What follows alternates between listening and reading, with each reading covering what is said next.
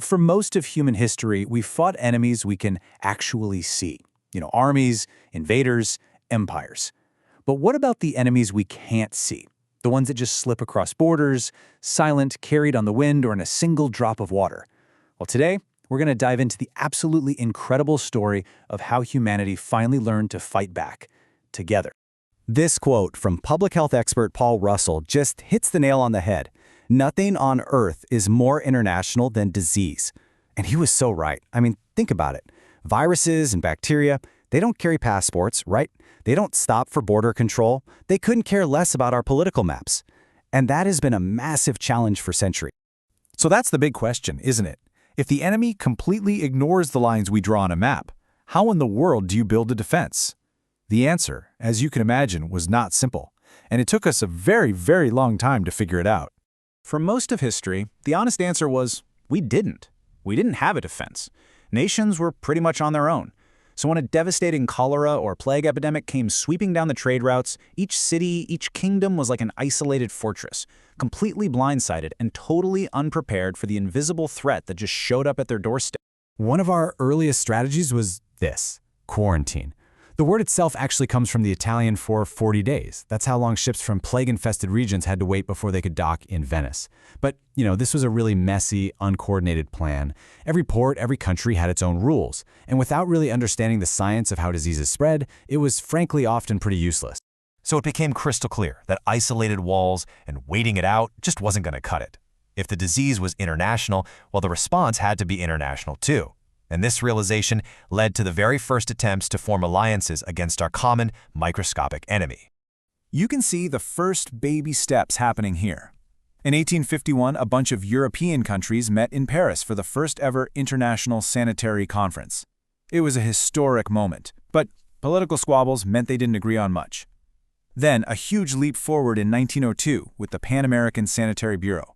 That was the world's first permanent international health agency. A few years later, in 1907, a European version popped up to share info on outbreaks. You can sort of see the pieces of a global defense slowly starting to come together. But there was a massive problem. These early groups were kind of, toothless. They could share information, sure. They could make recommendations, but they couldn't actually enforce anything.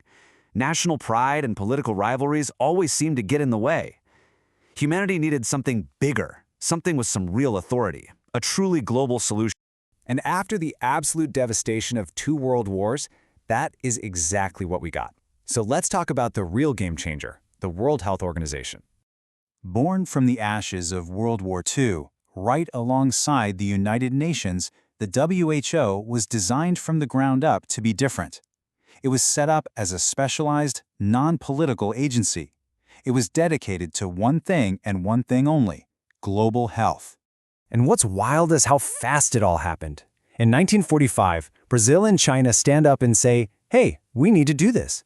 Just a year later, they're all in New York hammering out the Constitution, and then bam, on April 7, 1948, the WHO is officially up and running, a date we now celebrate every single year as World Health.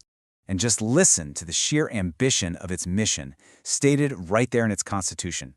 Not just to fight disease, but to achieve the attainment by all peoples of the highest possible level of health. This was a completely revolutionary idea at the time, the idea that good health is a fundamental human right, not a privilege. So what do they actually do? Well, a whole lot. They lead these massive global campaigns, like the incredible effort that completely wiped smallpox off the face of the earth and has brought polio to the absolute brink of extinction. They also set global standards for clean air and water, promote research, and act as the world's central command for sharing health information.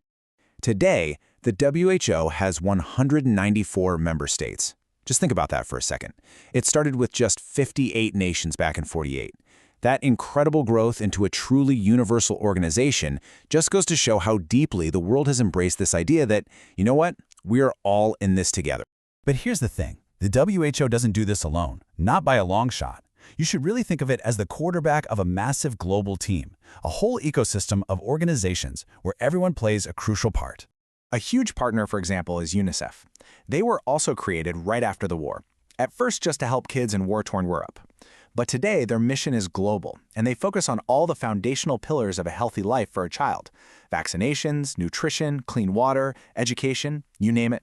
And then you've got groups like the International Red Cross. I mean, these guys were literally born on the battlefield back in the 1800s. Their whole mission is to provide neutral, unbiased help to anyone caught up in a war or a natural disaster.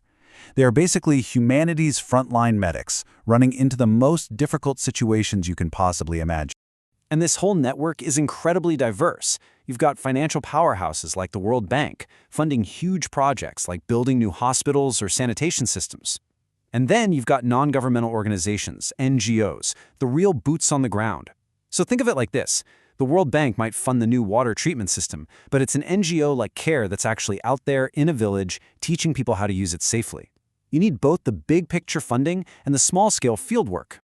Okay, so when you put all of these pieces together, the history, the organizations, these alliances, you start to see the bigger picture. We've built something truly, truly remarkable. Think about it like this. Over the last 150 years, we've gone from just building isolated walls to building a planetary immune system. It's this complex, interconnected network that can detect a new threat in one part of the world, share that info instantly across the globe, and then mobilize this coordinated response of researchers, funders, and frontline health workers to go fight it. And that's really the ultimate takeaway here. The single greatest lesson that every pandemic, from the plague to the present day, has taught us is this: no one is safe until everyone is safe. Our health isn't individual, it's collective, and that means our solutions have to be too.